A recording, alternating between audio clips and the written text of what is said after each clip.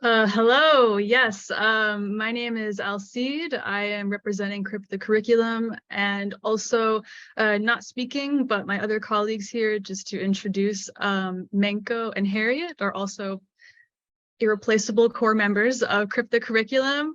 To give a quick visual description, I am a white trans person. I have shoulder length brown hair and I'm wearing a stripy black and white shirt and industrial jewelry. And my Zoom background is my apartment in Amsterdam. Joined with us tonight is Beatrice Adler-Bolton, who is co-host of the Death Panel podcast. The Death Panel has been a singular voice of reason for so many people for many years prior, but especially during these past few pandemic years. And we are just so excited she's here to kick off our educational project. She is here tonight to tell us about her new book, Health Communism, co-written with Artie Vierkant and published by Verso Books. Beatrice Adler-Bolton is a blind, low vision, and chronically ill artist, writer, and disability justice advocate. She studies radical patient groups and the capitalist political economy of health as an independent researcher and is currently earning a master's in disability studies at the City University of New York. Thank you so much for joining us, Beatrice. Whenever you're ready, if you want to take it away. Thank you so much for having me. It's truly an honor to help kick off this series. It sounds like it's going to be a wonderful series of programs and a great reason for people to come together and talk about and learn about disability, and also all the ways that we can sort of instrumentalize these ideas in our own practices. So I guess let me just make sure that I can share the screen. I'm still in need of permission for that, but to do an image or a description of me, I'm a white woman with gold glasses, pale skin, and long red hair that sort of transitions to neon orange. I'm wearing a white sweater and a white jumper, and I am sitting in my house, my apartment office here in Philadelphia. So I'm really happy to be here today with you all and to talk a little bit about the book and a little bit about some of the core ideas in the book, some of the things that we help to build our analysis with, some of the ideas that we're specifically working with.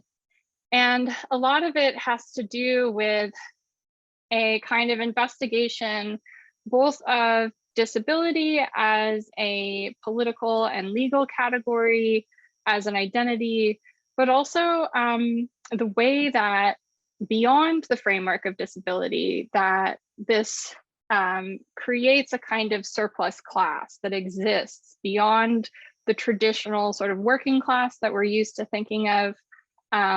It is a sort of separate class that we articulate in the book and kind of work toward this more expansive way of understanding sort of projects for left solidarity, but also disability not as a separate category, but as part of the sort of broader milieu of how we sort of think of population level health. And so just to sort of start us off,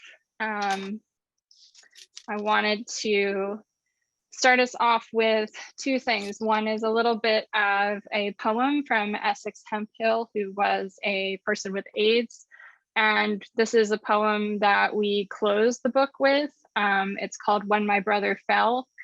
And he says, when I stand on the front lines now, cussing the lack of truth, the absence of willful change and strategic coalitions, I realize sewing quilts will not bring you back nor save us. And this is juxtaposed with a painting from the 1560s called The Triumph of Death, which is an oil painting by Peter Bruegel the Elder. And this painting depicts people of different social backgrounds, from peasants and soldiers to nobles, a king, a cardinal, and they're all being taken by death indiscriminately. And the idea that death is indiscriminate is one of the greatest and most persistent myths which upholds the capitalist political economy. And the idea also that death is the ultimate price to be paid and the ultimate violence levied by nature, individuals, or the state really ignores the lived realities of the surplus class and the way that surplus is instrumentalized by capitalism. So I just sort of wanted to put that there to start us off and have everyone thinking about what we're going to talk about today. So the book is called Health Communism, and Health Communism examines how capital has instrumentalized health, disability, madness, illness to construct the surplus class, which is then regarded as a fiscal and a social burden. And this process of sort of sorting the healthy from the surplus is a process that's oriented not just towards sorting for the sake of sorting, but towards sorting populations for extracting profit. And if we think about all of the ways that, for example, I'm a disabled person, I'm chronically ill. If I think about all the different industries that exist around my healthcare, all the kind of jobs that I create, the nurses, the doctors, the pharmacy, the medication, the pharmaceutical research, all of that is sort of constructed as the architecture around the surplus class, whether that's a nursing home or, you know, a doctor or any of these kinds of other aspects of the economy that we engage with in our bodies in order to maintain and sort of survive as chronically ill or disabled people. That is almost talked about as if it's money that just gets lit on fire, or once it's put into investment on the surplus class, that it doesn't matter. And part of why that framework exists is because it's tied up in this sort of fundamental devaluation of vulnerable life. And it's something that we argue is incredibly crucial towards capitalism as a political economic structure. And that if we want to actually try and undo capitalism or undo the extractive relationship that we have to the things that help us survive, that one of the best and most important places for us to start looking for holes in the kind of facade and looking for cracks is in the certification and the management of the surplus class. So today I'm going to talk about some of the ideas that go into the theories of the book, how the surplus class is constructed. We're going to talk about what the role of sorting the surplus class serves, and how we can embrace our interdependence and center the surplus toward revolutionary potential. Because I think the goal for a lot of us, beyond activism that remains within one country's borders and boundaries, is to be seeking at a global scale a type of liberation that is not contained by the nation, the state, the border, or the idea of worth or worthlessness that many of us are sort of used to today. So this is sort of the overview of what I'm going to talk about today. For people who are not familiar with Death Panel, I'm going to just quickly run through what Death Panel is and what we do on the show.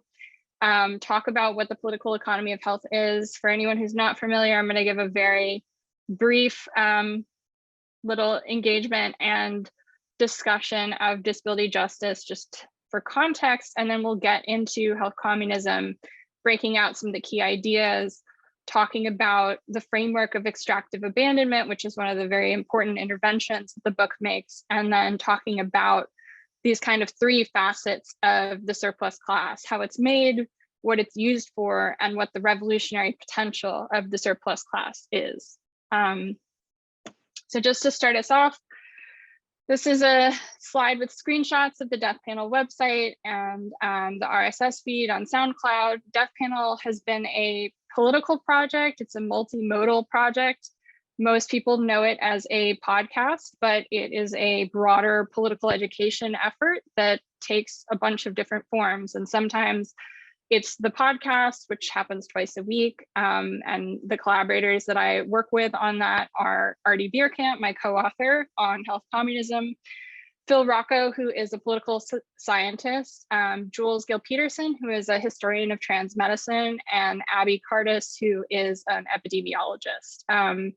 So the 5 of us together do Death Panel and do 2 episodes a week, but we also have a kind of broader space that the show operates in because of the community around the show. Partially, the idea is to sort of create not only a way for people to engage with these ideas and learn about things like current events or the COVID pandemic, but also to create spaces within the community that's popped up around the show to help facilitate additional political education. So we have a Discord, which I'll get into in a little bit, where we do things like run a reading group, there's a writing group, there's a prison pen pal program, there is a series of channels that are sort of oriented around creating alternative structures in order to help support each other.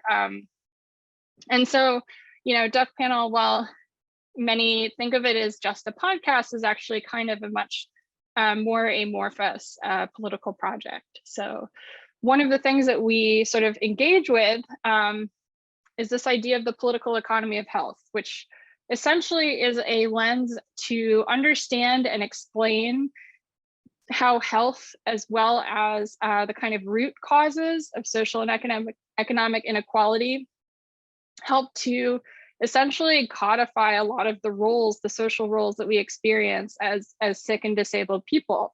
So there are a lot of different types of political economy. It's a pretty neutral word. It talks about a type of analysis.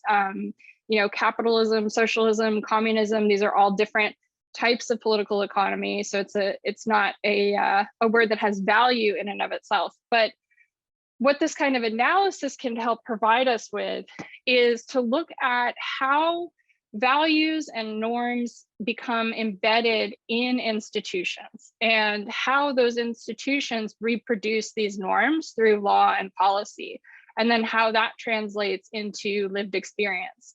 So oftentimes we're used to thinking about things as a kind of identity first, building up to a legal structure in terms of analysis. And this is almost looking at things differently. So we're looking at the structural, not the event, not the moment that you're sort of experiencing it, but what are all of the things that, in terms of like creating a contingent environment that's going to create those conditions, how do they come together? So this involves studying social and political formation, the structure of institutions, government functioning, the forms of transition from one social formation to another. And it always is really about trying to locate anything we're talking about now through a perspective informed by materialist history, so we don't lose sight of where we've been. So on Death Panel, as I said, we engage with political economy and practice in a number of different ways. One of those is through analysis and research, which, you know, we cover things from mad rights, health finance, history of movements and policy, to really finite detail covering the pandemic. And so, you know, if we think about kind of like how these 4 categories might fit together, it might seem like, oh, they're under this sort of umbrella of disability or of illness or illness in the state. But what this is these are different aspects of the political economy of health and how it's constructed. And these are ideas that exist within many different societies. One of the things we also do is I'm an independent researcher and I study patient groups. One of them is the Socialist Patients Collective, SPK, who was a radical patient group in Heidelberg, West Germany in the 1970s. And the book is actually dedicated to them. And this is from the introduction to their manifesto. And I just sort of want to start us here. They say, illness, you point out, is the only possible form of life in capitalism. In fact, the psychiatrist who is wage dependent is a sick person like each of us. The ruling classes merely give him the power to cure or to hospitalize. Cure, this is self-evident, can't be understood in our system to mean the elimination of illness. It serves exclusively as the maintenance of the ability to go to work where one stays sick. And this is a quote that we open the book with. It's really important to think about what the point of cure is and what illness actually is. We think of illness very individually as a kind of token, a kind of individualistic quality that we might all have or not have. And we think of cure as often the absence of illness, but or the absence or end of a sickness. But oftentimes the idea of cure is really more about when you've maybe run out of your sick days and you have to go back to work. Or cure can often mean really violent things like conversion therapy or other forms of essentially trying to talk people out of their lived reality in order for them to conform with society's expectations. So it's important to think about, care is not a neutral term. Cure is not a neutral term, and illness is much more complicated than the taxonomies and diagnosis with which we're often sort of assigned and how we normally think about these things. And so these are just some ephemera from SPK. This on the right is a archival photograph of some graffiti by SPK members from 1971, which reads, "Capitalism and the madhouse, only the people's war extinguishes both." And this is a book of music that they put together. But another way that we engage with political economy in practice is, again, as I said, through political education projects. We have the Death Panel Discord server, which does also include a reading group that meets together. They've actually just started reading Health Communism this past weekend on Sunday. So if you're interested in getting into the book, I'd be more than happy to share the link to join the Discord, and you're welcome to join the reading group, pop in and out. No reading required, but the idea is that we're all sort of coming together to learn, to share our embodied expertise, to think together, and to try and sort of extend the ideas that we engage with on the show and in the book into people's lives and bringing in their own lived experience. So this is really how the show becomes more than just a podcast, and it's really led by the community that makes up the Discord and dictated by what they want and need out of it. And so also, obviously, there is the kind of thing about sort of how does this work have a resonance when it goes out into the world after you're done doing it? Because this is another huge part of how Death Panel works, is that it's not merely that it's a podcast that goes out into the world, but that once it's out in the world, it becomes reincorporated into other people's work. I also do a lot of communication and advocacy, trying to communicate around the pandemic and incorporating these ideas. But oftentimes it can be very difficult because the political economy of health that we live in the United States, which is different than the political economy of health of capitalism that many of you might live in other countries, it's a very narrow reality that kind of pretends like it's the only thing that exists and that there is no inverse to it. And so oftentimes it can be really difficult to try and communicate some of these ideas, particularly when talking to press in the United States, where you'll try and make a point about the pandemic, for example, and you're saying, okay, well, the pandemic is a problem because it's not just sick people that are being put in this position. This is a disease that is affecting everyone. And sometimes it gets collapsed and translated by mainstream media corporations as something very reductive and very different from what it is. But sometimes it can actually work, and you can get some of these radical ideas taken up by less radical publications like Axios or Democracy Journal, Stat News, etc. But there also is a kind of whole ecosystem of independent media projects who are all working around a lot of these ideas, like Movement Memos by Kelly Hayes, which is a great podcast by Truth Out. And it's, I think, part of a wonderful moment right now where we have a lot of people who are just doing work like this and thinking about these ideas and trying to build affinities beyond borders, beyond categories, beyond diagnosis, towards a real kind of recognition of disability justice as an organizing principle. So just to sort of bring us through what disability justice is, in case anyone is not familiar, disability justice is incredibly distinct from disability rights. Disability rights is a movement that started in the United States that's probably best known for the Americans with Disabilities Act, the ADA, which passed in the early 1990s. And The disability rights framework ultimately was one about demanding enfranchisement in capitalism. And this has become the gold standard of disability policy globally. And so it's really important to push back on disability rights framings, mostly because a lot of these frameworks that, again, has been established in the United States and then reproduced throughout the world, this is a kind of exclusionary civil rights-based framework where the idea is that this is a kind of litigation-based framework where people in reaction to being fired could sue their employer in order to have reasonable accommodations in their workplace.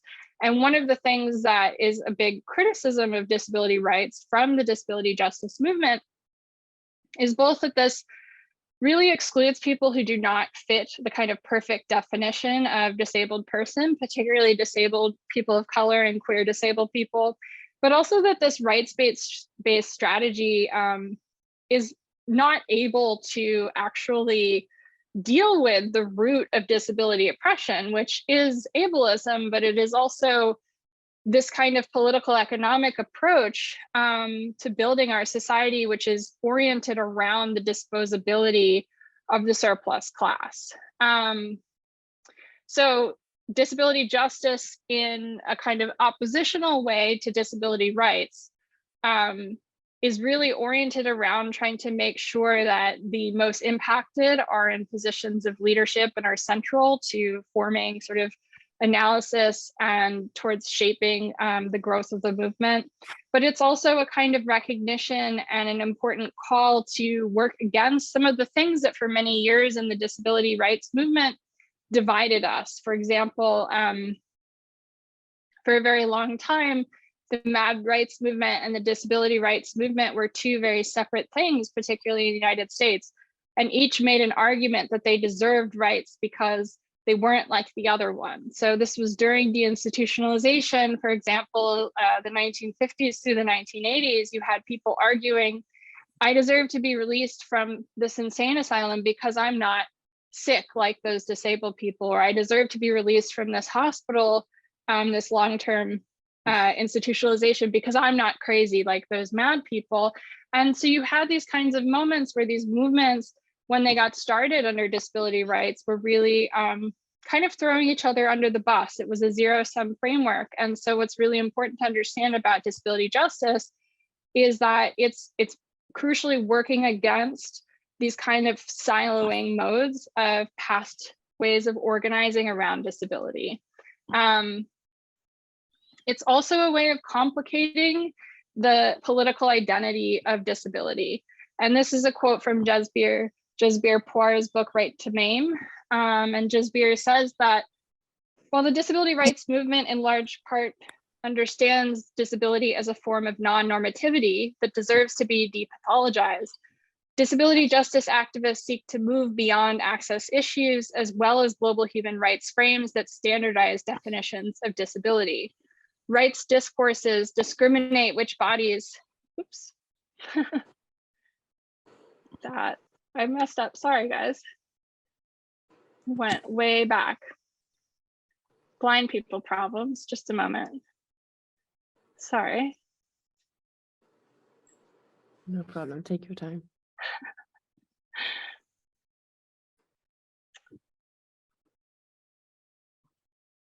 Get right back there.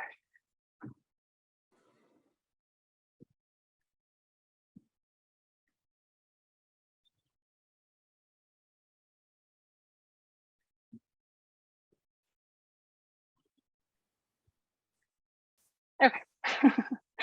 So rights discourses discriminate which bodies are vested with futurity. Oh my goodness, futurity.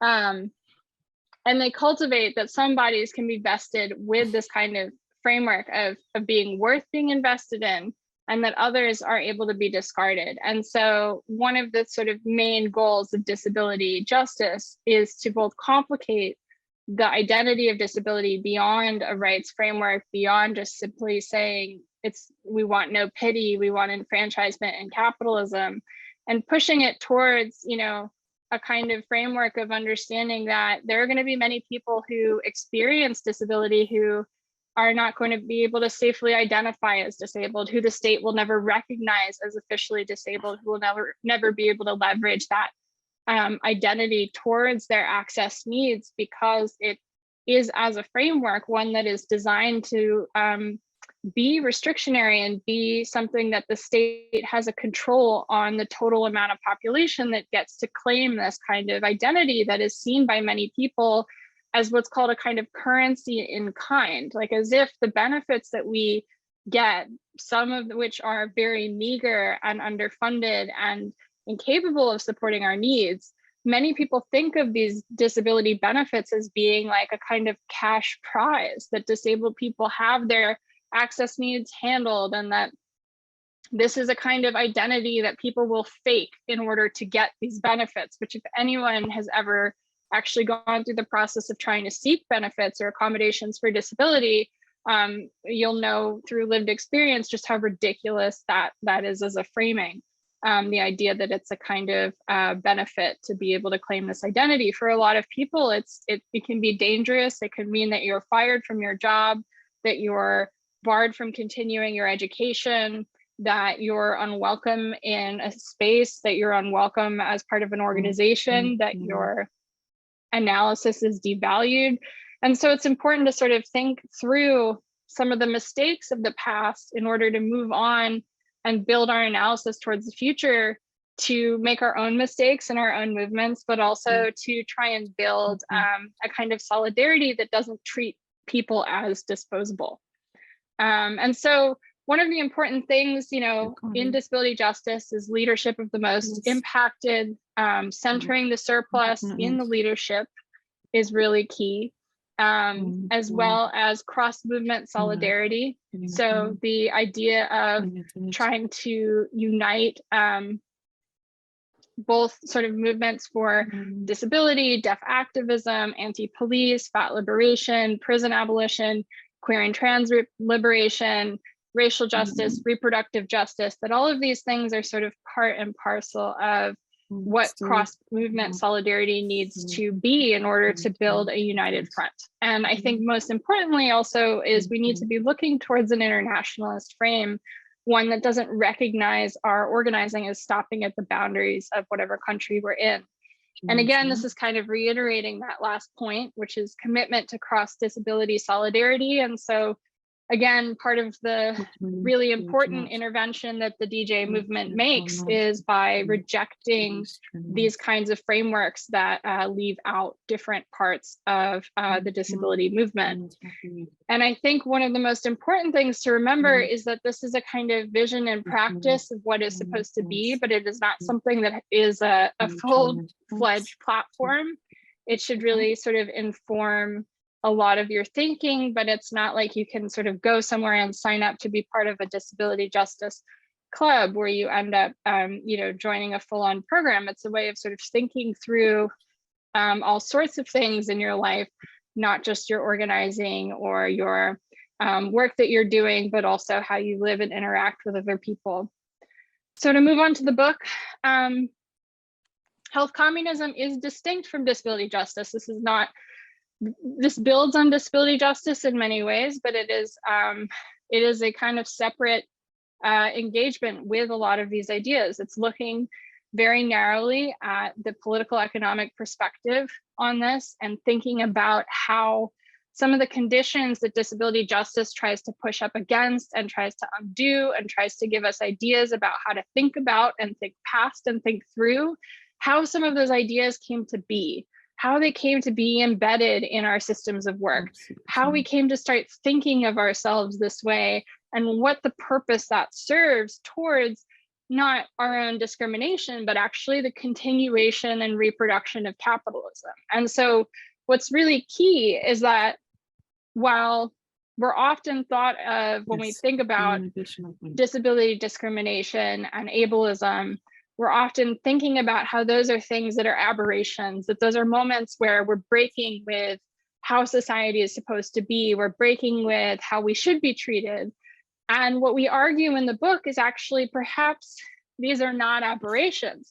perhaps these are requirements for the economic systems that we live under in order for them to function. And in order for them to function, it requires this kind of separating of people into different categories based on a kind of abstract valuation of what a good and valuable human life is, and how that has then been reproduced through things like labor law, through things like education policy, through housing, through the built environment, through border regimes, through war, through charity. It's a kind of look not just at how ableism works towards disabled people, but how our entire idea of health is something that is constructed as an aspirational category, that whether you're disabled or not is something that you have an obligation to fulfill, to try and meet if you'd like to continue to sort of be supported in society. And that's a really important thing to sort of understand, I think, in the context of COVID and long COVID, as we're seeing, the result of the pandemic policies greatly increasing the amount of disabled people that we're potentially going to be having as part of the disability community over the next couple of decades. It's going to be key for us to be thinking about things, beyond the individual nation and beyond the role of and identity of disability towards questioning what health is as a broader concept. Now, this is from an episode that we did with Jasbir Kaur that came out yesterday. And I really appreciated this thing that she said in the interview, where she said that health communism helps her understand that health is the handmaiden to capitalism. It's not that, health is a component of capitalism. It is one of the most key components of capitalism. Without health, you cannot have a body of workers to exploit. You cannot have a working class without health. And so this is sort of the role that the surplus class plays, is both as a kind of cudgel, but also as an example of what health is not. And that creates health as this kind of negative phenomenon, which is something that people must aspire to, again, to look back to SPK, not for their own well-being, but for a kind of obligation that we have all entered into as part of a social contract that says that, we will maintain our health because our health is our labor power. And for many people, their health and their labor power is often, quote unquote, their only possession. And so to sort of be thinking about health as this possessive quality, as something that's in personal responsibility, this is one of the greatest tricks that capitalism pulls. And this is something that the book deals with and tries to help people understand a way to see through, a way to break down, see past, and sort of alternative ideas of sort of how to construct your own value, how to organize against these principles, and sort of how to think of the world, not just as something that's so simply limited to the binary of healthy and unhealthy, which is not a real binary. So this is what the book looks like. It is blue and white because I am low vision. This is a color that is easy to see. This is a kind of also deliberate decision to leave our names off the cover. I wanted to just sort of pause for a second on the design of the book, because a lot of the ideas that we're talking about in the book, we tried to make sure we're embodied in the design of the book as well, that the book could be very legible from a distance, that it would aggressively sort of assert itself, that it would not look like a lot of the things that we're used to seeing as visual signifiers of things that are related to health or healthcare. There's no body colors, there's no pictures of medical symbols. This is just simple typography, negative space, color, and decision-making about sort of creating the cover as one that doesn't have the author's names on it, which is an unusual decision. And this is the final design. I figured because a lot of you have interest in design, it might be cool to see the proof before it went to print. But our cover designer, Keith Dodds, and the art director at Verso, Melissa Weiss, were so patient with us. I think it took like 60 emails to get the exact right blue. But the idea is really that the book, the design, the whole framework of the book itself and how it relates to Death Panel, we hope that this can be a kind of place for people who may not have any background on this stuff, who might not have any exposure, who might completely disagree with a lot of these ideas, where they could plug in and start to read the book or listen to the show, and through the sort of stories that we share and the histories that we bring together, that can sort of help people see perhaps what the left has been missing in terms of incorporating disability analysis, but also how we can actually in real time through all of our lives and all of the work that we do, all of the social reproduction that we do, whether formally in the media or informally in the home or in friendships in the workplace, that these are all moments that we can reproduce these ideas or refuse to consent to the kind of ideas and valuations that currently hold us back, reproduce ableism and discrimination. So to move on, what is health? Health has no fixed meaning. It is fluid. And under capitalism, health has been defined to embody many meanings at once, from the hyper-individualistic biological health that any one person possesses, to global society level constructs which attempt to give language to chances to survival at the population level. And so this is what's really important to understand, is that if you're going in to read this book, you have to forget what you think health means before you start. You have to get used to thinking of the ideas that you've been taught to think about your body and the ways you've been taught to value your own body as being toward a political economic purpose that undermines your interdependence and that undermines your autonomy. And that's part of sort of the challenge to readers that we propose early on in the book. And it's also part of why we say, the book could have been written all about COVID, but the book is not written about COVID at all. We acknowledge it in the beginning, and we say, the reason that we're not writing about COVID is that there is not a single lesson that we've learned from COVID-19. There is nothing about the COVID-19 response that cannot be explained by the pre-existing political economy of health and by the devaluation broadly and culturally speaking of the surplus class. So health under capitalism becomes this impossibility. It's a kind of social contract. It is a kind of demand under capitalism. To attain health, you have to work, you have to be normative, you have to be productive.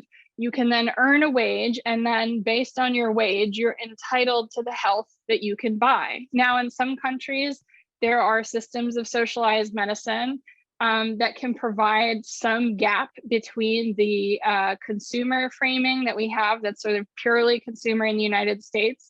But oftentimes those are subject to, again, values and norms that are going to be crucial in excluding certain populations. And I think a really important example of this is that in the United Kingdom's National Health Service, the NHS, many trans comrades that we have in the UK have either waited, sometimes a decade on a waiting list to get hormone replacement therapy, or have had to go out of the country, move out of the country, use a private clinic, use a mail order clinic. And of course, there's been a consistent battle from the legislature in the United Kingdom, from Parliament, to try and restrict these things, or to try and restrict which companies are able to enter the market and able to enter these kind of privatized relationships that are stepping in to cover for the artificial scarcity of the NHS's gender identity clinic system. And so while you can have on paper these kind of rights guaranteed, the right to care, the right to access, the right to hormones, the right to medication and therapies, oftentimes in practice, we don't actually have this access because of the political economic values and the way that that becomes embedded in the delivery of services, in the way that they're funded, in the way they're even thought of and designed. So I'm going to sort of start us off by getting through some ideas that build up to one of the most important ideas in the book, which is called extractive abandonment. And extractive abandonment builds on, most crucially, Ruth Wilson Gilmore's work, her idea of organized abandonment, which is about prisons in California and the ways that states sort of construct vulnerability, and Marta Russell's money model of disability. But it also is an important engagement with ideas like structural violence, social murder, and slow death. So I'm going to walk through those ideas real quickly and sort of help build up what extractive abandonment is, because this is kind of the force that we name as being the ultimate goal and organizing principle of how the political economy and how society sort of organizes and manages the surplus class. So structural violence, slow death, social murder, organized abandonment, money model of disability. These are often treated as the same, but they are very different. We're going to first walk through structural violence. This is one of the newer terms. This is from the 60s. It comes from sociology, from looking at the study of peace and violence. Then we're going to talk through slow death, which comes from the affect theorist Lauren Berlant. Afterwards, we'll talk about social murder, which comes from Engels, from the study of the conditions of the working class in England. Then we'll talk about organized abandonment, which is Ruth Wilson Gilmore, the money model of disability, which is Marta Russell, and then extractive abandonment, which is Artie and myself. So structural violence, Johan Galtung in 1969 theorized this in an article that he was sort of thinking through the idea of what violence and peace even meant. And when we think about structural violence, this is a word that a lot of people just use. They just throw it out there. They don't necessarily stop and think about necessarily what it means or why it matters to maybe be this minute and granular about naming and looking at the things that hurt and maim and extract from us.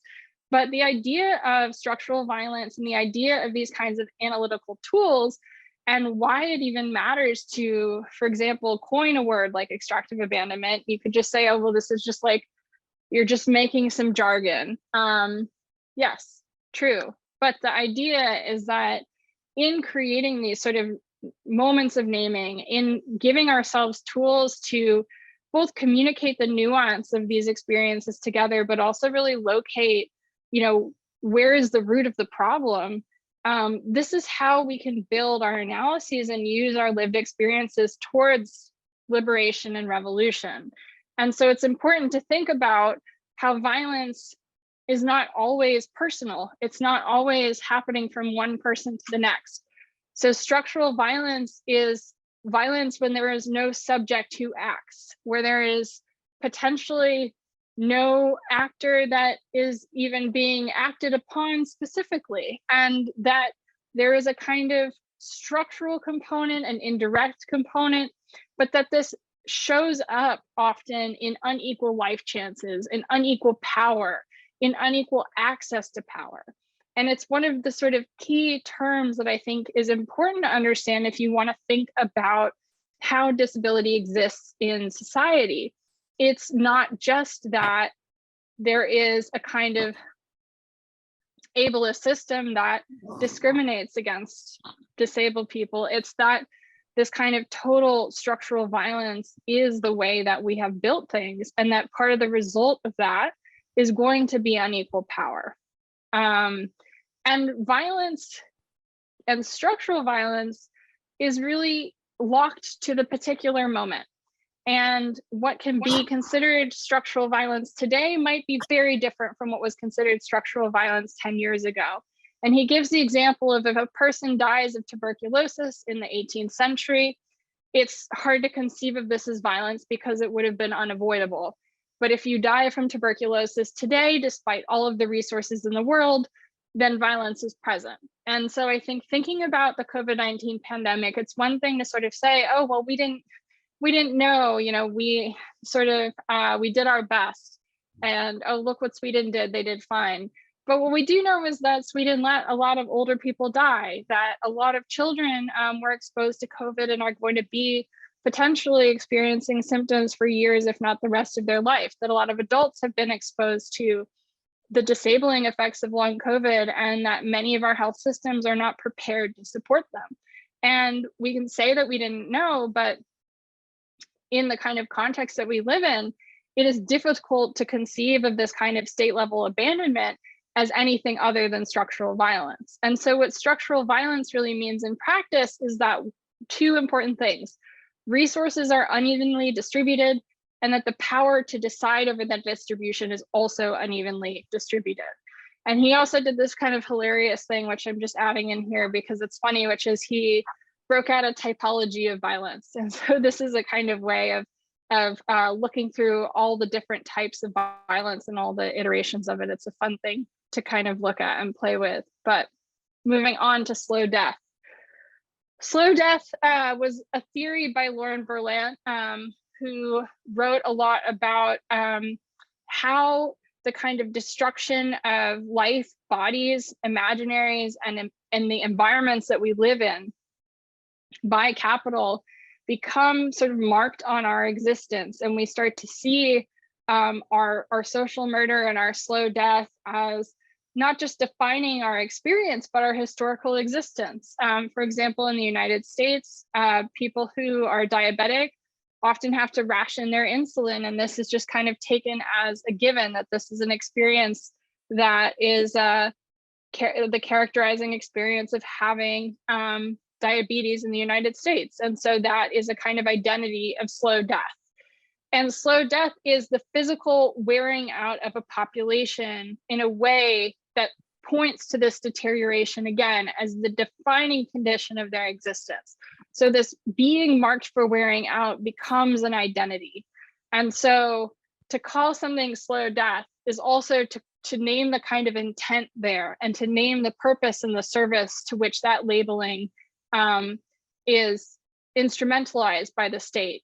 And the other important idea to remember when it comes to slow death is that this is also an idea about taking things that are endemic, like income inequality, racial capitalism, imperialism, the ongoingness of settler colonialism, and hiding it under this idea of a crisis or a moment of aberration, a moment of sort of breaking with the normal state of things, but slow death is actually the normal state of things. And so in practice, what it means is that populations that experience the downstream consequences of structural violence start to see their precarity as part of their identity, as inherent to themselves, partially because this is how the state treats them, but partially because this is kind of often the only imaginary within which they're allowed to exist. Resisting slow death sometimes means doing things to make yourself more healthy, buying into that idea and that fantasy of health. But it sometimes also means doing things that might make you die quicker, like rationing insulin. And people in this social role are seen as an impediment to progress individually. And so the reason for their social role is sort of hidden by this personal responsibility frame. And instead of thinking about this as, you know, a broad abandonment of the population, it is iterated as, you know, here is a person who is experiencing slow death and sort of stripping that experience out of the collective into the individual. So social murder is a kind of expansion of structural violence. So if we're thinking about structural violence as being indirect violence, violence that becomes baked in, social murder is a kind of way of describing what that structural violence is for. Social murder is, as Engels described it, not murder committed by individuals, again, indirect, but murder by the processes of surplus extraction by industry. So this is that structural violence occurs because social murder is the kind of base requirement for capitalism. And so one of the first ways that Engels is looking at this is he's looking at during the consumption epidemic that's going on in England, how the conditions of factory work are fundamentally fueling the respiratory pandemic. It's fueling people's sickness, their illness, their disability, and that the kind of constraints of capitalism and the demands of production are going to mean that you're never going to have circumstances that are conducive to not spreading tuberculosis or consumption, because to kind of create a space that would help make people healthy, and not reproduce sickness would be fundamentally antithetical to the needs of capitalism. And so this is a kind of structural violence which is productive of death, to the point of essentially being a prerequisite for capitalism as a political economic system. And if you want to read more on social murder, I highly recommend work by my colleague Nate Holdren. He wrote this great little essay in the Petrie Flom Center's blog about social murder depoliticization in the COVID-19 pandemic that I highly recommend. But he talks about this as a kind of managerial problem, that ultimately our bodies and our needs are a constraint on capitalism itself. And so social murder beyond structural violence actually becomes a way of understanding how the structural violence is not just a kind of whim, but a necessary component of how we actually construct the world around us and construct our societies. So in practice, it means that structural violence is necessary to maintain the capitalist mode of production, and that this constant growth that we're expected to have under capitalism, that it is expected to come at a high cost in terms of human life, and that the capacity of the state is not to preserve or support life, but it is to orient itself towards the continuation of production. So again, it's a kind of prerequisite state. So that brings us to organized abandonment. And organized abandonment talks about how the state is actually made, how we actually build things, and how we build a world using and embedding these ideas and these values into the political economic structure. And so organized abandonment describes the way that the state makes itself through the destruction of populations and through the abandonment of populations. And so the idea is essentially one that started by looking in the expansion of incarceration in California, but the one that Ruth Wilson Gilmore has really expanded into a much larger frame to look at all sorts of type of policies. But the most important thing to understand about what organized abandonment can often mean is that it's a turn in which something called the economy begins to stand in for all matter and measure of well-being for humans and the environment both. It's a kind of organizing principle, it's a kind of way of understanding, and it also is a kind of way of explaining away premature death as merely choice, as merely personal responsibility, as merely bad circumstances, but it's actually a much more deliberate organization and disorganization of the population toward political economic goals that are counter to our collective survival. So in practice, organized abandonment means divestment from communities, abandoning positive capacities of the state for choice, the kind of idea of, you can sort of choose to protect yourself with a mask from COVID, but that masking is not going to be a collective phenomenon. And this naturalizes racism, which, among other things, but specifically racial capitalism. And Ruthie defines racism as group differentiated vulnerability to premature death. And so, again, what's so important for this to understand is that the economy as a kind of signifier becomes our measure of well-being for how we understand the well-being of society, despite the fact that those two metrics are rarely linked. Now, finally, the money model of disability. This is an idea proposed by Marta Russell that is predating the disability justice movement. This is not something that was necessarily involved in the formation of the disability justice movement, though I think, Marta Russell's work inspired a lot of the people early on involved in that movement. There wasn't a ton of overlap, but they deal with similar things. And also there are a lot of familiarities between Russell's analysis and that of prison abolitionists and police abolitionists. But the idea of the money model of disability is that the kind of way that disabled people exist in the world, we often talk about as the medical model versus the social model. Is disability a problem to be fixed? Or is disability a problem, a quote unquote problem that is exacerbated by the built environment, by the social environment?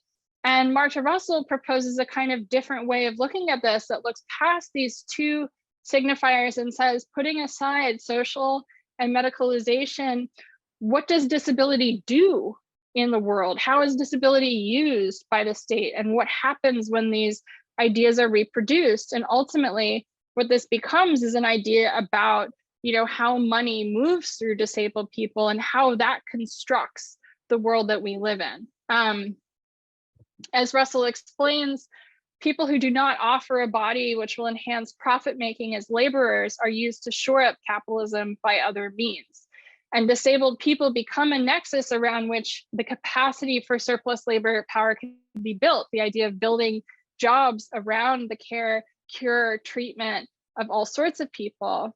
But it's also a way of commodifying the least productive to be made of use to the economic order, but also freeing up the labor supply of those who love and wish to care for people who might need extra care outside of the kind of typical family structure. So it's a kind of labor discipline. It's an ultimate way of thinking about precarity as a means of driving continued participation both in systems of care and treatment, but also in the workforce in general.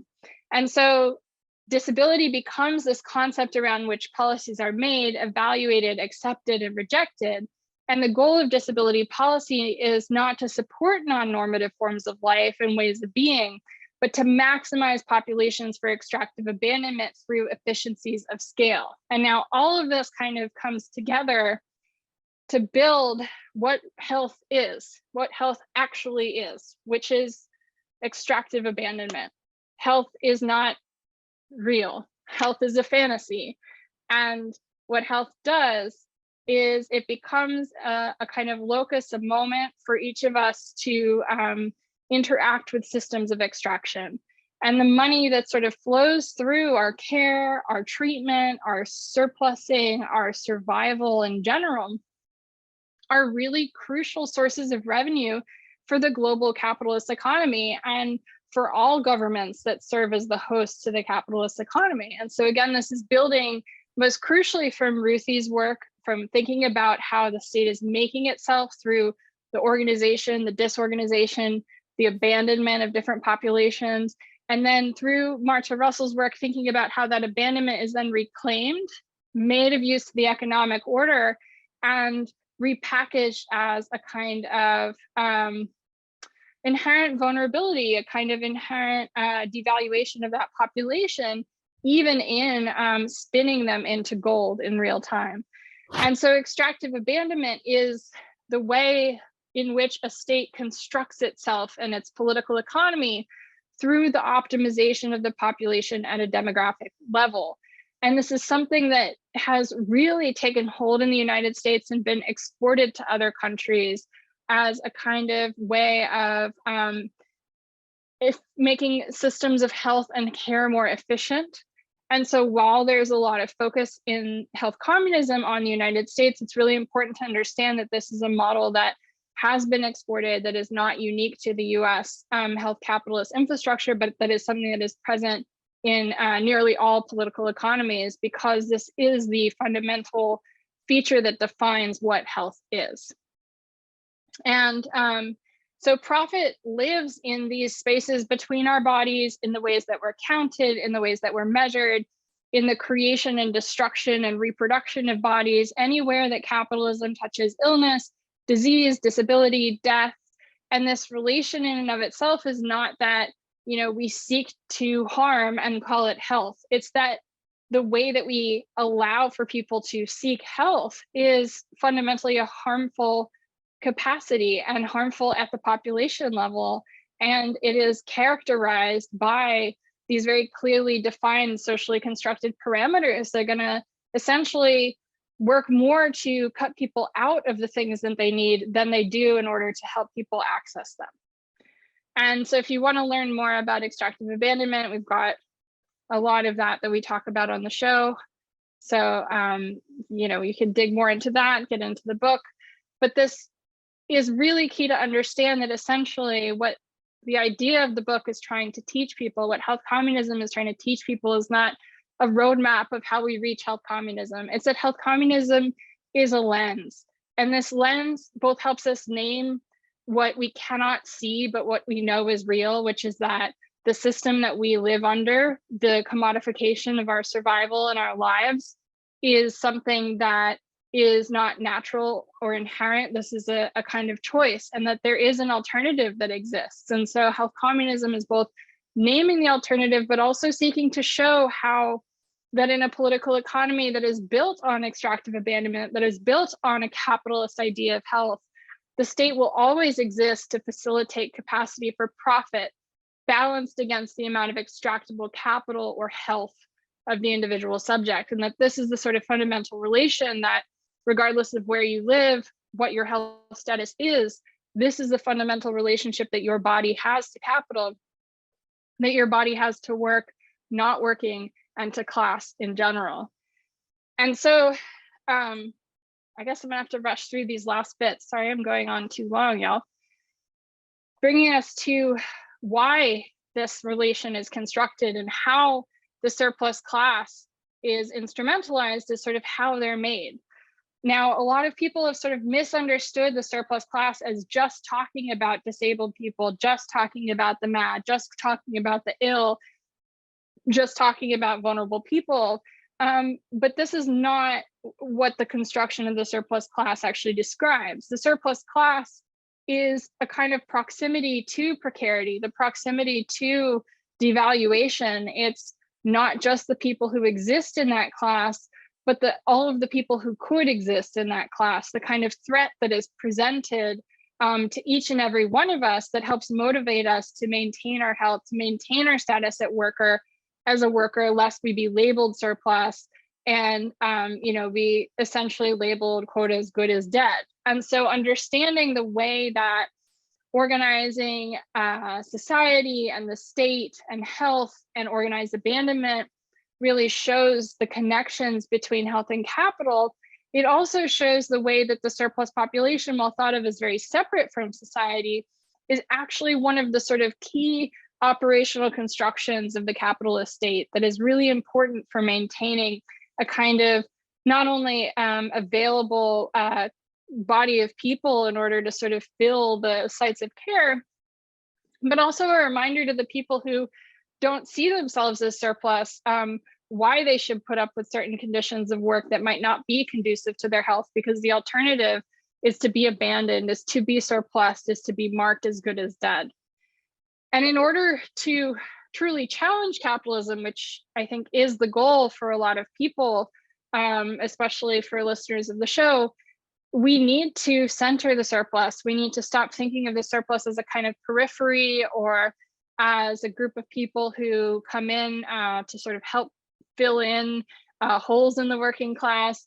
This kind of surplus worker binary that separates working people from non-working people is really false. And this is a kind of idea that, again, is weaponized in order to both continue capitalist hegemony, but also in order to continue to make people available for extractive abandonment, to maintain this kind of core relationship between health and capital that's really centered on the prioritization of the state's main purpose as being to facilitate these extractive relationships and not facilitate healing, survival, autonomy, and sort of collective community building, which, if we think about what the point of our lives are supposed to be, what the point of or organizing is supposed to be, it's that we want to build a better world.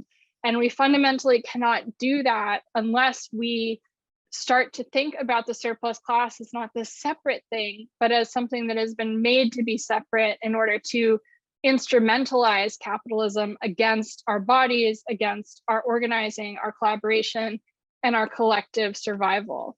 So the surplus is kind of at once nothing and everything to capitalism. And this is really important to understand. The kind of way that we talk about the surplus is really disposable, is not mattering. But as Liat Ben-Moshe talks about, surplus populations are spun into gold, and disability is commodified through a matrix of incarceration, prisons, hospitals, nursing homes. And I would add that beyond that, the kinds of sites of labor around healthcare, and disability become commodified as well. These are conditions that don't just apply to disabled people, but to the workers who support us, to the workers who provide healthcare.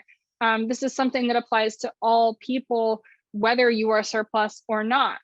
And as Jasbir Kaur writes in Right to Maim, debilitation and the production of disability, these are biopolitical ends unto themselves, and that maiming becomes a powerful source of value extraction from populations that would otherwise be disposable. When someone becomes impaired, they don't just become impaired, they also become a patient, they become available to the system of extractive abandonment as a kind of unit from which to organize and extract profit from. So that gets us to the role of the surplus class, which sort of ties back into money model of disability and this idea of the surplus population of disabled people who are talked about as if they are a drain on the economy, as if they're a drain on society, as if they're this kind of fundamental eugenic burden.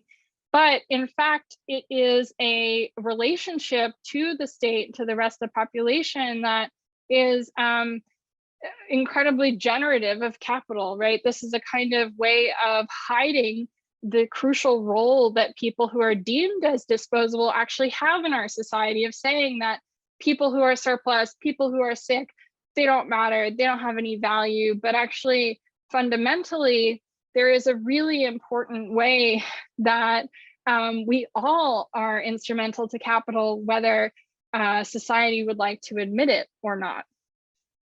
And so in the process of sort of creating health and managing health, in organizing health, in disorganizing health, in making people available for extractive abandonment, this is actually how states are made, this is how nations are made, this is how society itself is made. And this is what a political economic analysis does, is essentially it says, okay, here are values like ableism, like racism, like people who, are discriminating against labor practices, against, people based on their identity. What purpose does any of that discrimination serve, actually? Well, that discrimination and those negative values, those negative views of human life, that constructs the state that administers our lives, that helps to facilitate making us available for extractive abandonment. And this is the way that health begins to exist, not just as a fantasy, but as something very real and tangible in the world, which is this kind of broad avenue for profit to pass through us, for profit to sort of take us from cradle to grave. And throughout the entire time, it's going to be framed as our personal responsibility, not as the collective responsibility of society, or as a state capacity, or as a fundamental relation of world building and of how society works.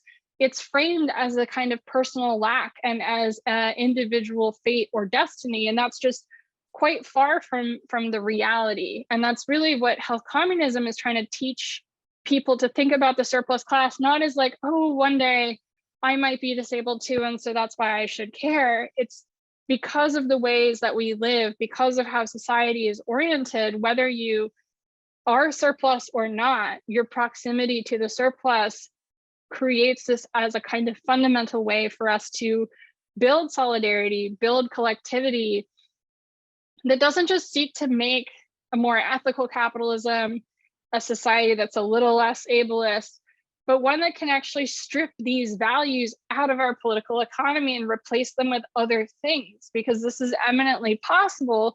But a lot of the ways that we talk about these things foreclose on these ideas and kind of take these ideas out of the context of the structural and put them into the context of the interpersonal, of the sort of historical.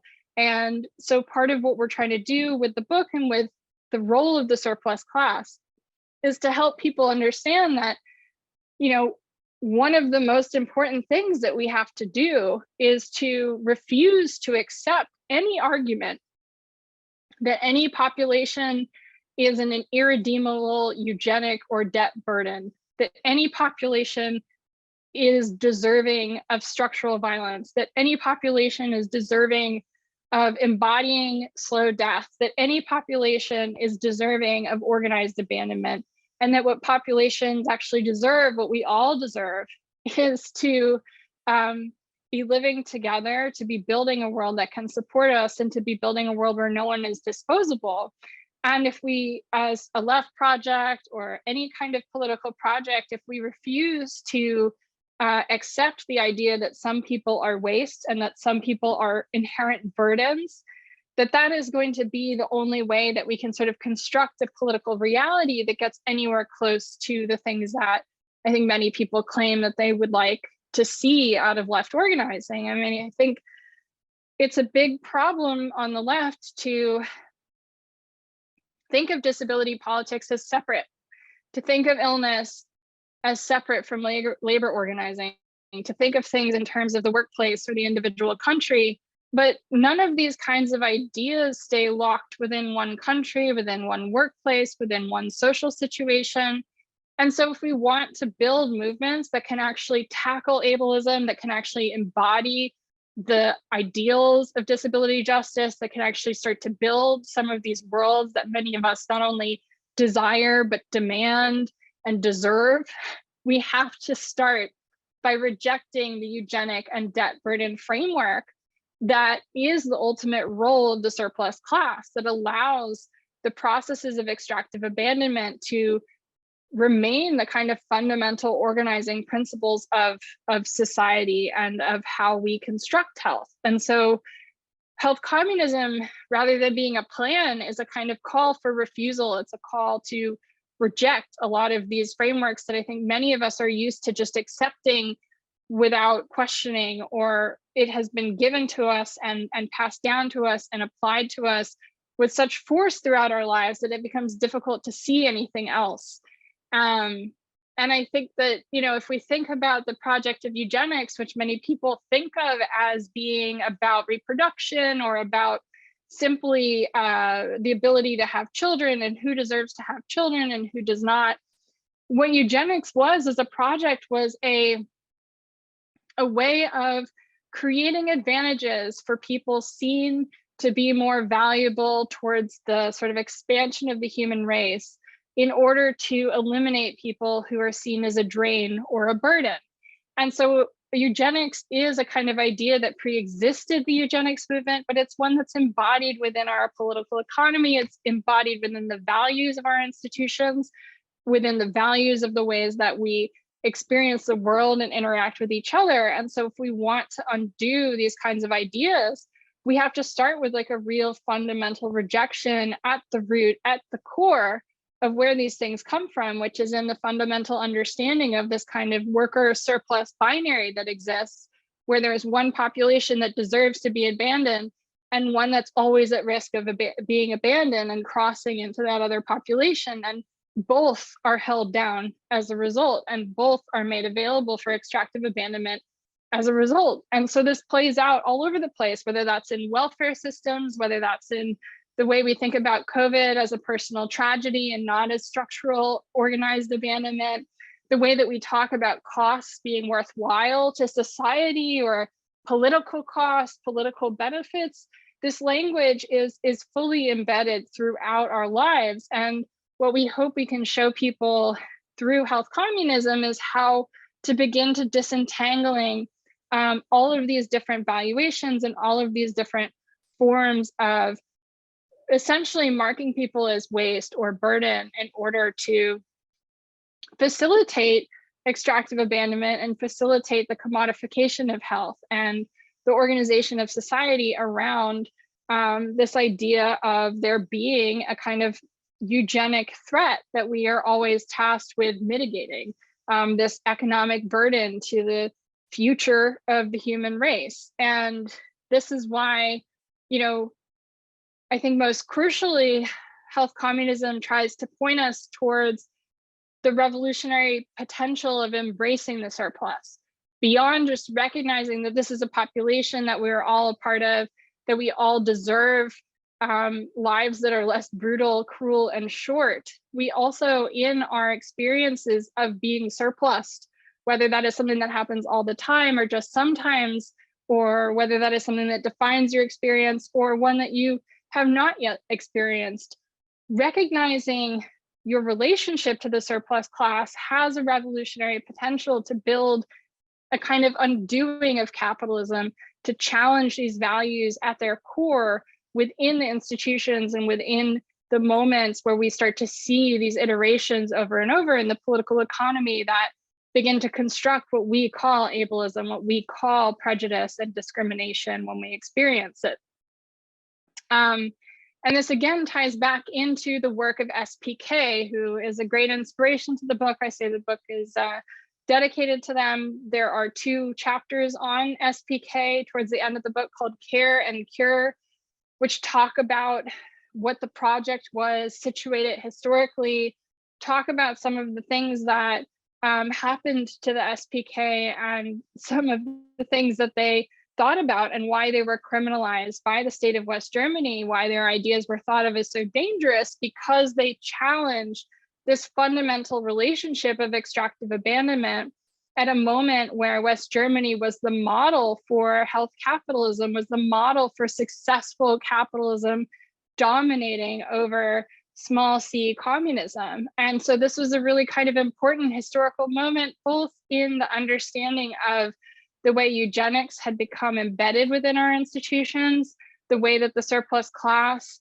and its disposability was taken as a given, but also how these things were instrumentalized towards capital and what their values were. And fundamentally, this critique was dangerous, and SPK was criminalized and chased for many years by authorities simply for organizing themselves and doing self-directed therapy. And they wrote that health was a biological fascist fantasy, and that this fantasy was of enormous importance to capital. And if we want to begin to sort of disentangle our lives from extractive abandonment, we have to look at both the way that capital has shaped itself around health. And what that leaves us with ultimately is that we're sort of told that we're vulnerable. We're told that we don't matter unless we work really hard to make ourselves healthy and make ourselves good workers, so that we don't deserve to be disposed of, so we don't deserve to be abandoned, so we can prove our worth. But ultimately, these kinds of relationships that we all have with our own bodies, with our labor, with our health, these are all kind of lies that we're asked to participate in. And if we want to see our health for what it really is, our health is a vulnerability to capital. Our fragility is our strength. And in coming together and beginning to think through how some of these things work in our lives and how we can begin together to refuse some of this kind of understanding of how the world works and what our bodies are for and who our labor and who our health is for, this is actually how we can start to build revolution and build liberation that doesn't remain locked within borders or nations or movements or with one identity group and not another. We have to be building towards a total refutation of those categorized as somehow less than, towards embracing, again, a kind of society where no one is disposable. And so we write that, one of the things that's really important to understand is that health is of enormous importance to capitalism. You cannot have a society without people who have participated in this construct and this sort of moment of consent of saying, okay, I'm going to do everything I can to make myself healthy. I'm going to girl boss my way through a therapy app so that I can show up to work and make value for the company that I work for, doing, graphic design, making advertisements to sell more therapy apps, and this is the kind of relationship that a lot of us end up sort of entering in, where you have to maintain your health, to maintain your job, to maintain access to your healthcare, or maintain access to your sort of rights as a citizen. Beyond that, our survival is predicated on the idea that we're responsible for all these things. But ultimately, without our health, without our ability to submit our labor, there would be no society and there would be no economy at all. And these kinds of ideas about us being disposable, about us being waste, that these are ideas that exist to help continue this facilitation of extractive abandonment, to help continue the availability of the surplus class as a means and a location of sort of extorting and extracting capital in order to continue to build wealth, and where that sort of wealth and health of the economy comes from. That we talked about when it came to Ruth Wilson Gilmore and organized abandonment, the idea that the economy stands in for the health of us all. This is how it's built, right? That's how the economy is built. That's how that value is built. It's through both the disposability of certain populations, but it's through this contract of really saying, you are responsible, you have a personal responsibility to maintain your health. And so embracing the revolutionary potential of the surplus class and embracing the proximity that we all share to the surplus class is one of the most key ideas that we hope people can come away with in order to try and take their analysis to the next level, to try and really mount a challenge to capitalism, because this host body relationship of health and capital, we can look at it through the broader political economy, you can look at it through the social determinants of health, but everybody knows through their own lived experience, through their own experience of healthcare, their experience of abandonment, their experience of the state, of interpersonal relationships where they've been made to feel worthless, as much as all of these things might help convince us that we are disposable, we are all essential components of this host body that capital requires in order to even have something to exploit. If we were to all, become sick and disposable in the way that we're told we are, there would be nothing left to exploit. There would be a barren universe. And so part of the kind of construction of the surplus class and the role of the surplus class is about negating the revolutionary potential of the surplus. It's about reducing the capacity for rebellion that exists in all of us, and about reducing the kind of collectivity that we can build together, because it is really seen as something that is not good for people who are in the surplus class to be able to come together in a collectivity. This is a kind of role that for a long time has been managed to try and discourage things like solidarity and collaboration. And by embracing the fact that we are all surplus, whether you're disabled, ill, or you think that you're healthy, this is a step towards trying to reject some of those restrictions of solidarity and collectivity that are essentially, discouraged in order to try and facilitate and make available, bodies for extractive abandonment, and make sure that, as we move forward as a sort of society,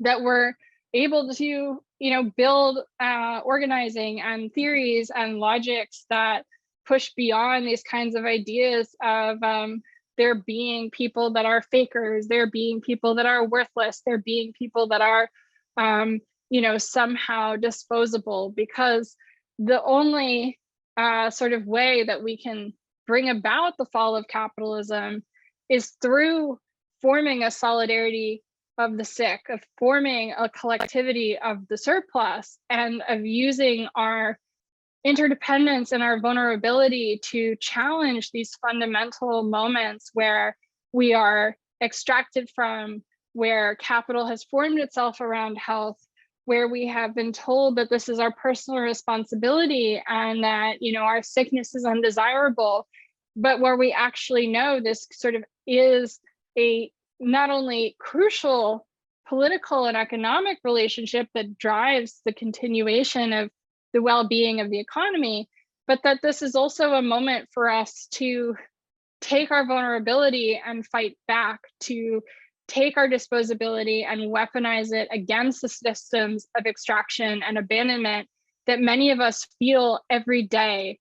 We're not merely the fuel for capital, and yet, we are all subject to this process of extractive abandonment, but our lives mean so much more. And so what we hope people can get from the book is not just that sick people deserve rights, or that disability is important to leftist movement, but that if we want to challenge capitalism, if we want to end these extractive relationships that define our health and that define our experience of illness, of disability, of disposability, we have to start not just in celebrating the surplus and embracing the surplus, but in recognizing the true centrality of our disposal to the way that capitalism is constructed, and to challenge it by forcing others into the perspective where they can see also how they are surplus, and how we can build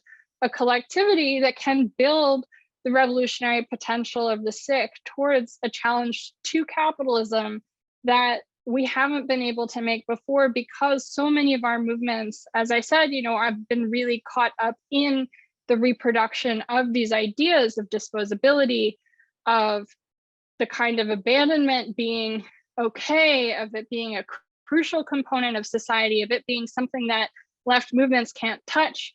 It's time to pick up where SPK left off. It's time to push our sort of solidarity and our collectivity beyond borders, beyond nations, beyond identities, and beyond our silos of organizing, towards building analyses that can support each other, that can start to build a way to break the shield of capitalism, and not just break a hole in it, but really rip it open, using our vulnerability, using our fundamental relationship of sort of abandonment by the state, and embracing the fact that, as we sort of exist as disabled people, as sick people, as healthy people, that the lines between us, they're really quite much more blurry than we're made to think. And that our potential for organizing, our potential for thought, our potential for collaboration, for community building, for analysis, for media, it really all rests on this sort of ability to break through some of these framings and push past a lot of the ideas that reinforce our disposability and reinforce the extractive relationship that we have to capital as being a good thing. And so I hope that my overly long presentation wasn't a total bore, but these are some of the kind of core ideas of the book and why the book was written, and what we hope people can do with the ideas in the book in their own lives and their own organizing towards building a better world, and towards building something where, we can make our own mistakes and challenge some of these extractive forces that have come to define our health, our identities, our relationship to work, our relationship to the state, and our relations to each other. So that's it. Thank you so much, Beatrice. I feel like we are extremely privileged to have had you go into such detail. I don't know everyone's energy levels and if we're still up for it, but we would love to still do perhaps a very brief Q&A. People feel free to raise your hand using the reaction, little Zoom reaction, if you would like to speak your question yourself, or feel free to type it into the chat and CTC will read it out for you. So you don't have to call on people, Beatrice. I mean, to kick us off, I guess, just remember there's no bad questions. I want to ask, I feel like this is kind of like not the question of the book and is maybe a bit at odds with what Health Communism says about the false binaries between surplus and worker. But what I want to ask you is about how Health Communism functions now in this mass disabling event we are in, or maybe like mass surplusing event is a better way. And I want to borrow the like neoliberal phrase, the transgender tipping point, which for anyone who's not familiar, maybe like 10 years ago, it was Time magazine had a huge cover photo shoot announcing as an event, the transgender tipping point as like a thing that occurred. And they were specifically speaking about the representation of trans people in the media, but it basically was like Time magazine feature, transphobia over. So I want to ask, I mean, if you think we are now in a disabled tipping point, or maybe a surplus tipping point, and really like it how you see this unfolding, because I truly think we are going to wake up one day and there will be no more workers, or surplus, how you want to describe this, because of long COVID. And so I wonder if you think how health communism will be adopted as like a revolutionary framework, or just further subverted by the state in like horrific ways we can't imagine. And when I say subverted, I'm thinking about how I don't think it's a coincidence that, you know, to compensate for the millions of workers missing, you know, the US is now engaging in a forced birth movement, essentially, with overturning Roe. And this to compensate, or also, like my last example is, you know, I'm really seeing already, it's kind of disturbing, but sadly, it seems like there is a new hierarchy being created between those newly surplused by long COVID versus those who are already in this category? Such a good question. I mean, the trans tipping point framework, this is such an important idea to understand why that was even leveraged as a talking point, right? It was a declaration of basically saying there's already too many trans people, that we've reached this tipping point. I mean, even in that framing of, oh, look, we're at a point where there's trans acceptance all around us, it's framed as a kind of demographic threat, one that you might read as a positive thing if you have a positive idea of trans people. But if you have a negative idea of trans people and you're coming to a headline that says trans tipping point, you're going to potentially get a kind of eugenic light bulb in the back of your head that says, oh my gosh, what if there are too many trans people and this is going to be the end of society because we're going to have all of these degenerate people everywhere and they're going to take over. And so I think these kinds of moments where we see, oh, here's a new moment where we're going to just have this kind of revolutionary acceptance through visibility, through representation. This is, I think, a recognition of often growing constituencies that the political economy seeks to kind of capture and bring within its terms.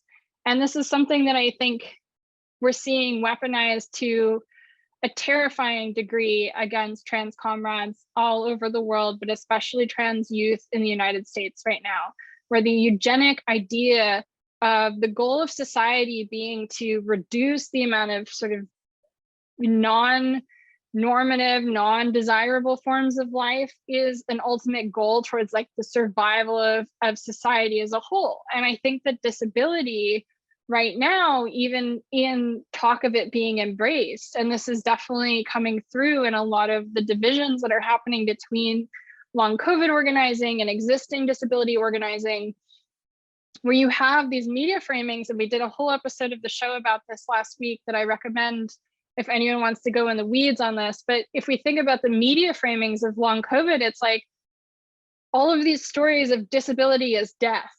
I was so healthy, I ran a mile every morning, and then I ran 5 more miles at night, and I did all these things, and now I have long COVID and my life is over.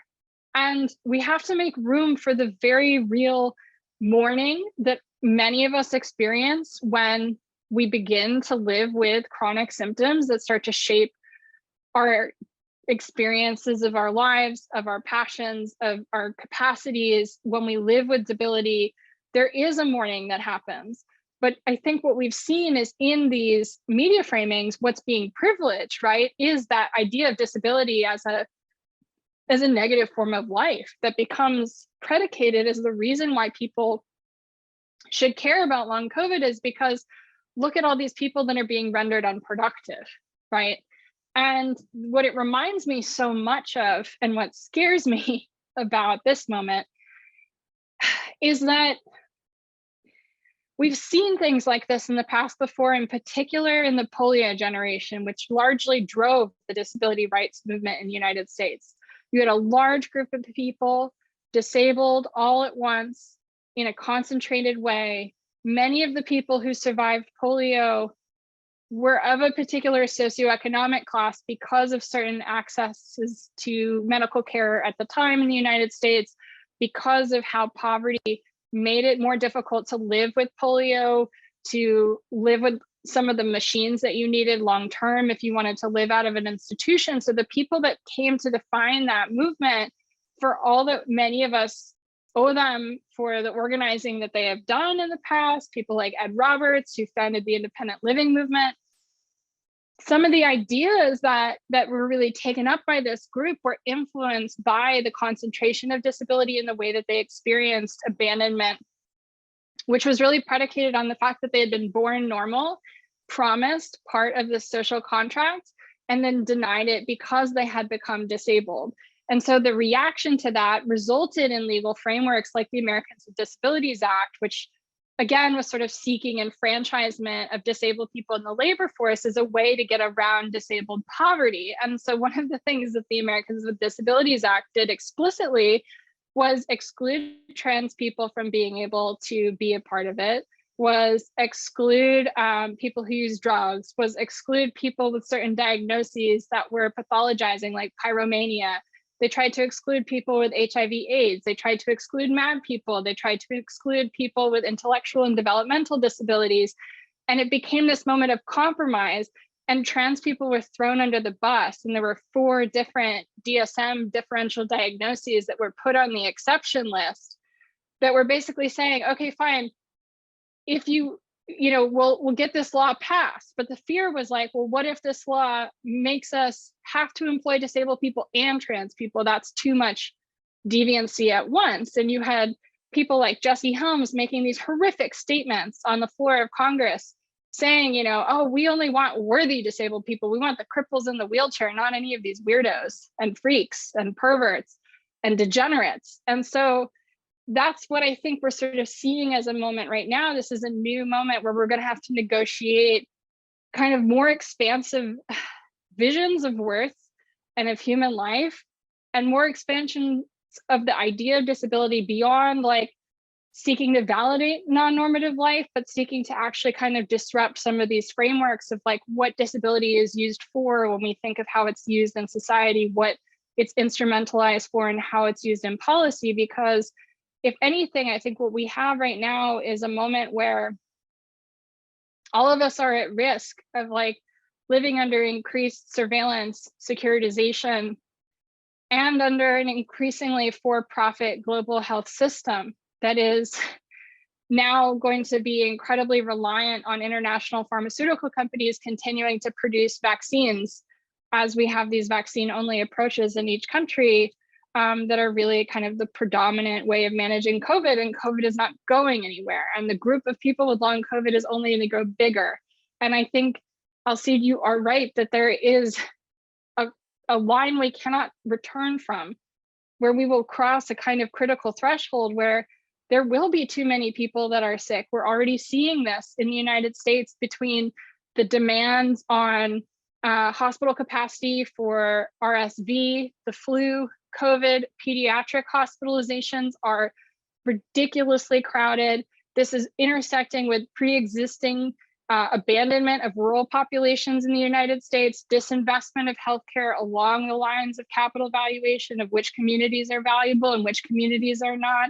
Poor communities, Black communities, Indigenous communities. These are the communities where we're seeing more death, concentrated debility, forced sickness, and abandonment. And yet our picture of like who long COVID is hurting is middle management people with, fantastic track records who now cannot do their, super important job anymore, who are being interviewed by the New York Times. And so in constructing this kind of idea of the long COVID victim, quote unquote, as being a hyper confident person who did everything that they could to protect themselves from infection, but nevertheless, through no fault of their own, is now disabled. This is like a terrifying frame, because it takes all of the people who are already sick, who might be more sick because of long COVID, people who were not quote unquote productive, people who were fuck ups. And it says that those people's experience of illness doesn't matter as much as those kind of exceptional cases.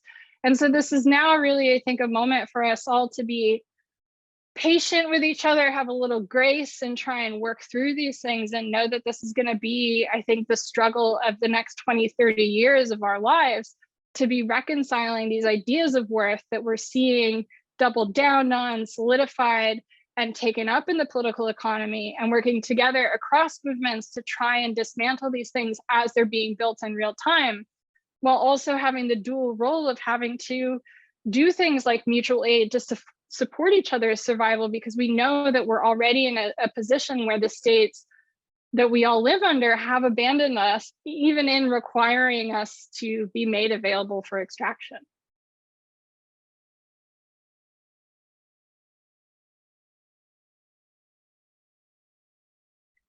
Thank you for answering that. We have one more question. I don't know if you have we have already gone a little bit over time. I don't know if you're up for one last question, or I can do it. Yeah. Okay. There's somebody who's written, I was wondering what you think of historical currents such as the Sassian anti-psychiatry, which attempt to separate mad, with a capital M, people from the sick class. How do we avoid this today and unite as surplus while contenting pathologizations? And I think you touched a little bit upon this at one point. This is a great question. I am a huge Thomas Saz hater. I know that a lot of people like his work sometimes and do appreciate some of the empowerment that his work offers, and the way that he talks about treatment being only as valuable as what you take from it. I get the kind of benefit that might bring to some people as a comfort. But one of the things that he fundamentally felt was that all health care was a contract, and that there was a kind of division between, you know, what care was and what we paid for it, and that our experience of it was dictated by the perceived value that we had of our care.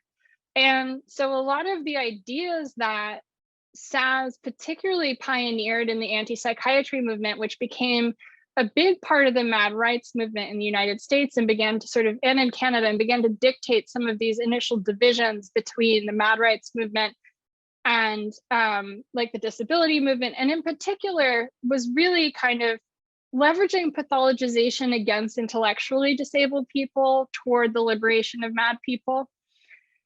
We talk about this a lot in the Care and Cure chapters, where we talk about SPK, and we sort of ground SPK in anti-psychiatry. But one of the things that I think is really crucial is to understand how a lot of these analyses in the past that have failed us, like Saz's, that have built good things for us, but have also built bad things with those good things towards sometimes broad scale siloing, disincentivizing solidarity, putting movements against each other. Part of the reason why Saz's analysis can suck is that it comes from some of these fundamental theories of capitalism's kind of role in our lives. It takes extractive abandonment as a given for its analysis, and it says that that's fundamentally okay, because as long as you feel you're getting value out of your relation of extractive abandonment, that counts as therapeutic. And so actually, I think one thing that, as we kind of work towards a vision of what the surplus class can be and how we should be thinking about pathologization and diagnosis, like one thing that's really important is that a vision of health communism has to represent and encompass people who self-diagnose, people who cannot get diagnoses, people who are never going to fit the differential for a diagnosis because of their body type. Perhaps they're a fat person, and so they're going to go into a doctor who's going to send them, you know, home to lose weight 3 or 4 times, and they might never get a diagnosis because they are, for example, maybe a Black person, and that doctor has been trained to think that Black people can't feel pain the same way as everyone else, or that, you know, you cannot be trans and also have a psychiatric disorder. You have to pick one. And so you have all these kind of moments where our pathologies become ways that we think about ourselves and help understand the things that are happening to us and our symptoms and help us seek care, but they also can become these moments that cut people out of who counts as disabled and cut people out of the community. And also we have to recognize that there are many other ways of thinking about illness, identity, symptoms, and disability that are outside of pathology and diagnosis that look towards like indigenous conceptualizations of health that are much more broad and expansive, that look towards collective notions of building community that are sort of outside of pathology, that are outside of diagnosis. And we have to find a way to like hold both and hold all of these things at once and not put anything on a hierarchy, not put it on a continuum of like, oh, you can self-diagnose on the way to official diagnosis, but to find ways to hold these things as valid horizontally, which is going, I think this is going to be our greatest challenge and our greatest struggle, that and trying to make sure that we're building international solidarity. That, for example, in the United States, we often say, oh, the United States, we deserve Medicare for all because all of these other countries have socialized medicine. Look at what Canada has. Look at what the UK has. Look at what Scandinavia has. And it's like, okay, well, as I said, there is example of trans comrades not being able to get their hormones in the UK, having to flee the country. There is a rapidly expanding medical assistance in dying program in Canada, where they're making it available to people based on essentially denial of services, or being in poverty, or being forced to live in an institution becomes a reason that you can qualify for MAID. And while I support like a right to die, it should not come as a result of there being no other alternative for services and supports. You should not be putting in a right to die application because you're not given accessible housing.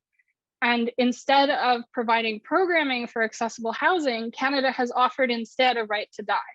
And that's, I think, fundamentally kind of really important to understand why we have to be thinking about things so minutely, thinking about all of these tiny nuances where we start to separate out these different ways that we experience abandonment, we experience pathologization and extraction, toward building ways of holding each other's suffering horizontally and as valid equally to our own, despite the fact that there's going to be so many circumstances that are different. Because if I advocate for Medicare for all in the United States by saying, I want what Canada has, that's terrible. What does that do to Canadian comrades?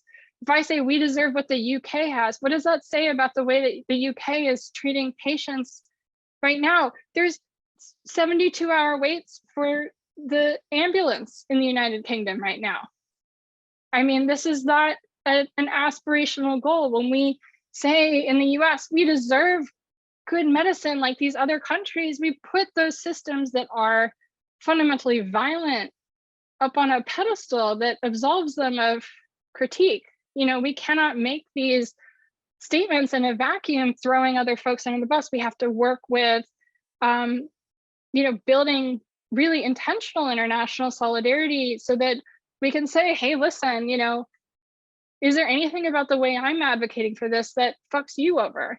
What can I do better? How can we support each other? How can we build towards a better world, not just a world for some, where some people who live on this side of the line are safe and everybody who isn't is fucked, and that's I think been a kind of principle of a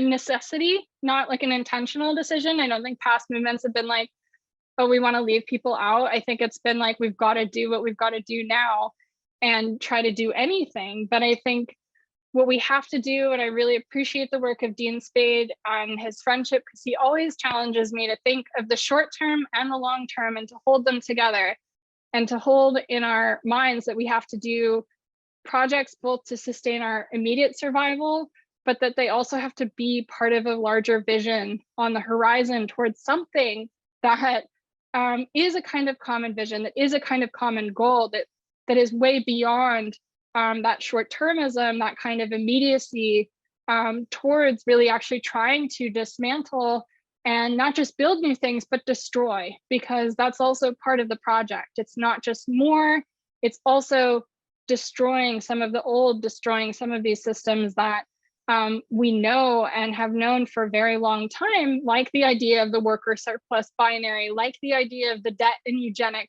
burden, the demographic threat, you know, the kind of population that's hitting a tipping point that now everybody suddenly has to be aware of and have an opinion of.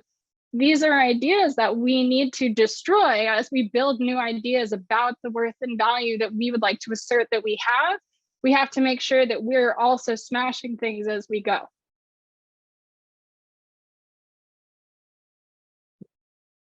I think, thank you again, Beatrice. I think we should wrap up now. We're a little bit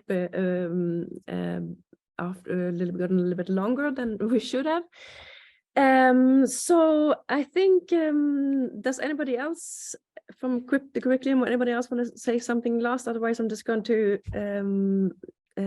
thank you again, and then we will. For the rest of you, please sign up to our mailing list, and we will let you know about the next events. Thank you. Thank you so much. It's been an honor and a joy. Really appreciate it. Yeah, really, really lovely to have you. Thank you so much. We feel blessed to be